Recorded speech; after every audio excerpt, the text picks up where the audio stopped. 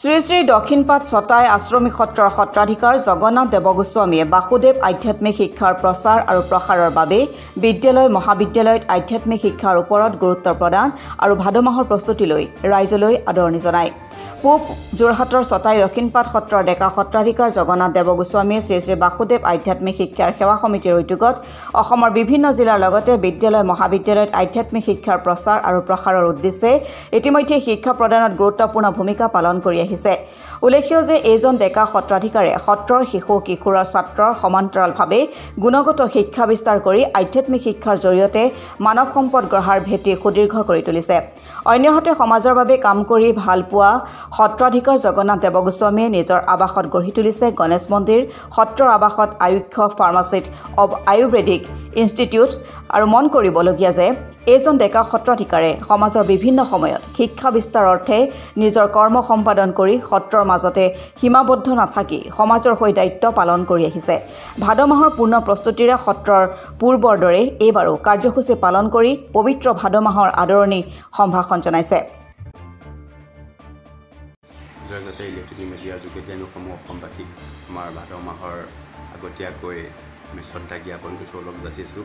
প্ৰত্যেকৰে ভাদ মাহটো সুন্দৰভাৱে ভগৱন্তই পালন কৰিবলৈ আশীষ প্ৰদান কৰক। কথা হ'ল আমাৰ সমীপতে লিকেশ্বৰ বৰ নামঘৰ আছে, মইনাপুৰীয়া বৰ নামঘৰ আছে, নাতিদূৰত আপোনাৰ আউনীআটীৰ কলীয়াপানী সত্ৰ আছে। প্ৰত্যেক সত্ৰখনতে আহি পেলাই প্ৰত্যেক সত্ৰত প্ৰত্যেক নামঘৰতে আহি পেলাই ভক্তসকলে ভাদমহীয়া ভিৰ কৰা দেখা যায়। গতিকে তাত দক্ষিণপাট সত্ৰও আচলতে ব্যতিক্ৰম নহয়। দক্ষিণপাট সত্ৰতো ভাদ মাহত সত্ৰাধিকাৰ শ্ৰী শ্ৰী ননীগোপাল দেৱগোস্বামী আমাৰ জ্যেষ্ঠ ভাতৃ, তেখেত আহি ছটাই সত্ৰত বাহৰ কৰেহি। আৰু পুৱা উষা কীৰ্তনেৰে ভাদ মাহৰ দৈনন্দিন কৰ্মতালিকা আৰম্ভ হয়। তাৰপিছত আপোনাৰ নাম হয়। নাম হোৱাৰ পিছত সত্ৰাধিকাৰ প্ৰভুৱে নিজে সংস্কৃত ভাগৱত ব্যাখ্যা কৰে। আৰু তাৰপিছত আমাৰ দক্ষিণপাট সত্ৰৰ বিশেষত্ব গুৰুসকলে কৰা যি পালনাম, সেই পালনামৰ এক আংশিক পালনাম, খণ্ড পালনাম প্ৰত্যেক দিনে অনুষ্ঠিত হয়। প্ৰত্যেকজন আমাৰ শিষ্য শৰণীয়া, শিষ্য বশিষ্য প্ৰত্যেকে আহি ইয়াত ভাগ লয় আৰু প্ৰত্যেকে আহি আধ্যাত্মিকতাৰ বাৰ্তালাপ কৰি নিশ্চয় ইয়াৰ পৰা কিছু সংস্কাৰিত হৈ নিজৰ গৃহভাগী নিশ্চয় এখন আনন্দময় গীত কৰিবলৈ চাগে সম্ভৱ ভগৱন্তই কিবা পৰীক্ষণ কৰিছে। আৰু এই চাগতে সমূহ অসমবাসীৰ প্ৰত্যেকটো নামঘৰত ভাদ মাহৰ যি উলহ মালহেৰে অনুষ্ঠান অনুষ্ঠিত কৰে, এই ক্ষেত্ৰত ভগৱান কৃষ্ণদেৱে সুকৃপা পৰীক্ষণ কৰক। এই ভাদ মাহটো সকলোৰে সুপ্ৰাপ্ত হওক। ইলেক্ট্ৰনিক মিডিয়াৰ যোগেদি আমি সমূহ অসমবাসীক শ্ৰদ্ধা নিবেদন কৰিছোঁ। কথা হ'ল বৰ্তমান সমাজ ব্যৱস্থাত আমি যি টেলিভিশ্যনতে হওক, ইলেক্ট্ৰনিক মিডিয়াতে আমি দৰ্শন কৰোঁ বা জগততে দৰ্শন কৰোঁ, বিভিন্ন কাৰ্যকলাপে আমাক মনোকষ্ট দিয়ে, জীৱ মানৱীয় কাৰ্য হৈ ঘটি আছে। সেই ঘটনাৰ পৰিণতি 2017 চন আলোচনা মৰ্মে আমি জন্ম দিলোঁ বাসুদেৱ আধ্যাত্মিক সেৱা সমিতি। এই সেৱা সমিতিৰ মূল লক্ষ্য হ'ল যে বিদ্যায়তনিক যি শিক্ষা ব্যৱস্থা, সেই শিক্ষা ব্যৱস্থাৰ লগত যদি আধ্যাত্মিক শিক্ষাক আগবঢ়াই নিয়া নাযায়, তেন্তে সমাজে সেই বিদ্যায়তনিক শিক্ষা পাব লগা যি সেৱা, সেই শিক্ষা পাবলৈ অক্ষম।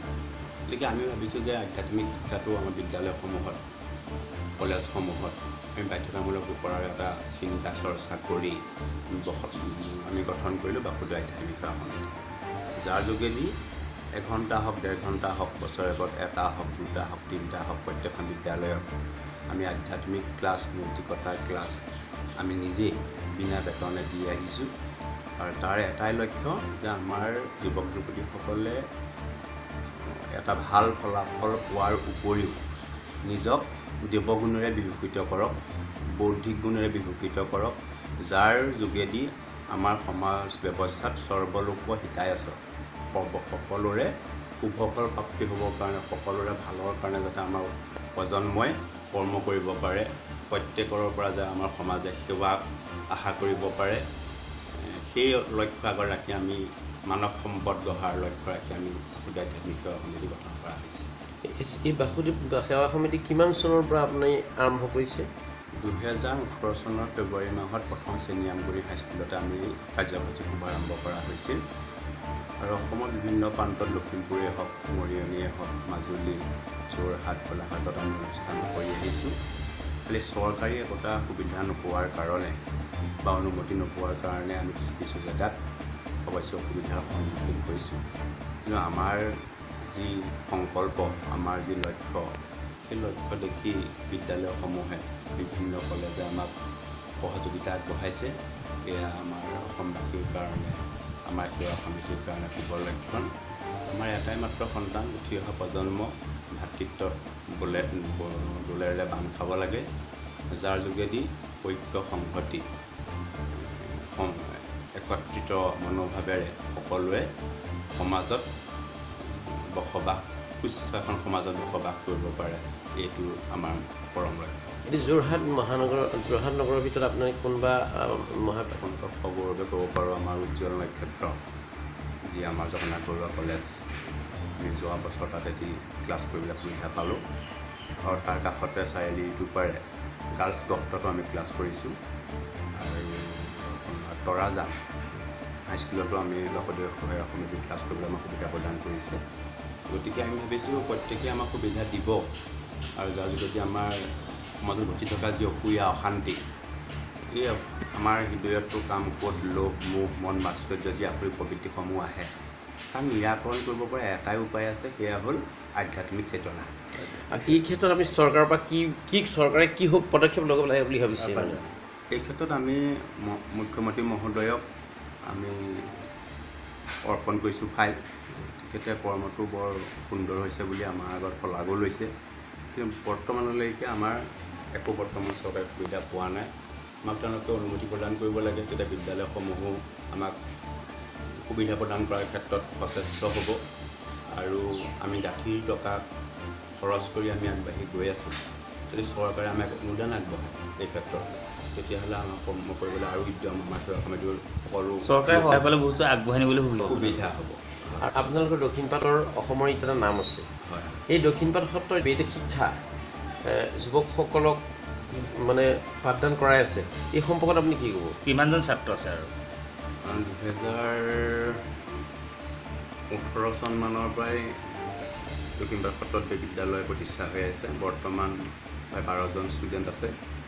আৰু তাত আপুনি বেদৰ মন্ত্ৰ উচ্চাৰিত হোৱাৰ লগে লগে সমূহ ভক্তবৃন্দ যে সত্ৰলৈ আহে, প্ৰত্যেকেই এক আনন্দ পৰিৱেশত আপ্লুত হয়। গতিকে সেই বৈদিক শিক্ষাৰ যি মাদকতা, যি বৈদিক শিক্ষাৰে আমাক অন্তৰত থকা কামকোধ লোভ নিৰাকৰণ কৰি সত্য দয়া ক্ষমা সত্যবাদিতা শীলতা দেৱগুণসমূহ আয়ত্ত কৰিবলৈ এই ক্ষেত্ৰত নিশ্চয় এক যোগাত্মক সহায় জনাব এই বিদ্যালয়। আৰু দেখিলোঁ বৰ্তমান সমাজ ব্যৱস্থা অত্যন্ত দুখজনক হৈছে। সমাজৰ অপক্ষয় ঘটিছে, আধ্যাত্মিকতাৰ অপক্ষয় ঘটিছে। গতিকে প্ৰত্যেক পিতৃ মাতৃসকল সজাগ হৈ আমাৰ সন্তানসকলক কি ধৰণে গুৰুমুখী কৰি, যে ধ্যানমূলং গুৰু মূৰ্তিং পূজামূলং গুৰু পদম মন্ত্ৰমূলং গুৰু বাক্যম গুৰু কৃপাহি কেৱলম। আমাৰ হিন্দু ধৰ্ম পৰম্পৰাত গুৰুক বহুত ওপৰত স্থান দিছে, যে গুৰুৱে ব্ৰহ্মা, গুৰুৱে বিষ্ণু, গুৰুৱে মহেশ্বৰ বুলি পেলাই প্ৰণাম কৰা যায়। কাৰণ কি, গুৰুৱে পথ প্ৰদৰ্শক, যি ভগৱান ঈশ্বৰ শক্তিক দৰ্শন পাবলৈ বা সপীপ চাপিবলৈ এটা পথ মাৰ্গ প্ৰদৰ্শন কৰে। গতিকে সেই ক্ষেত্ৰত আমি এটাই ক'ম যে আমাৰ শিশুসকলক আপোনাৰ নাবালক অৱস্থাৰ পৰাই গুৰুমুখী কৰক। গুৰুমুখী কৰাই বিদ্যায়তনিক শিক্ষাৰ লগতে আধ্যাত্মিক শিক্ষাক সমান্তৰালভাৱে আগবঢ়াই লৈ যাওক। তেতিয়া নিশ্চয় আমাৰ সমাজখনত ঘটি থকা অসূয়া অশান্তি দূৰীভূত হৈ এখন শান্তিৰ অসম অসম গঢ়াৰ নিশ্চয় আমি সকলোৱে সাফল্য হ'ম। এই মণিপুৰত আমি যোৰহাটত তেনেকৈ বিশেষ ঠাইত দেখা পোৱা নাযায়, এই সম্পৰ্কত আমি কি ক'ব? কথা হ'ল, আমি 2013 চনত আমি গৈছিলোঁ চেন্নাই, আৰু তিৰুমালা পৰ্বতত বালাজী মন্দিৰ দৰ্শন কৰিবলৈ গৈছিলোঁ। আমি তাত দেখিছিলোঁ যে প্ৰত্যেক মন্দিৰৰ সন্মুখত বিঘ্ন বিনায়ক গণেশৰ মূৰ্তি প্ৰতিষ্ঠা হৈ থাকে। গতিকে আমাৰ এটা ভাৱ উদয় হ'ল যে আমিও এক বিঘ্ন বিনায়ক গণেশ মন্দিৰ প্ৰতিষ্ঠা কৰিম, যিহেতু আমাৰ যোৰহাটত নাই। গতিকে আমি ভবাৰ মতে ভগৱন্তই আমাক কিবা বৰীক্ষণ কৰিলে, যাৰ ফলশ্ৰুতিত আমাৰ গণেশ মন্দিৰটো প্ৰতিষ্ঠা হ'ল। আৰু বহুতো লোকে ইয়াত নিৰ্দিষ্ট সহায় সুবিধা দি এই ক্ষেত্ৰত সুফল প্ৰাপ্তি হৈছে বুলি জানি আমি জিলাখনৰ ভিন্ন প্ৰান্তৰ লোকো আহি থাকে। আৰু দ্বিতীয়তে দক্ষিণপাট আশ্ৰমিক সত্ৰত বিশ্ব শান্তিৰ উদ্দেশ্যে চ'ত মাহৰ শুক্ল একাদশী আপোনালোকে দেখিব আমাৰ সত্ৰৰ সন্মুখত যি যজ্ঞ মন্দিৰ আছে সেই যজ্ঞ মন্দিৰত আমি আহুতি প্ৰদান কৰি আছোঁ এক লক্ষ্মীনাৰায়ণ যজ্ঞ যাৰ লক্ষ্য কেৱল বিশ্ব শান্তি প্ৰত্যেক বৰ্ষতে আমি কৰি আহিছোঁ। ধন্যবাদ।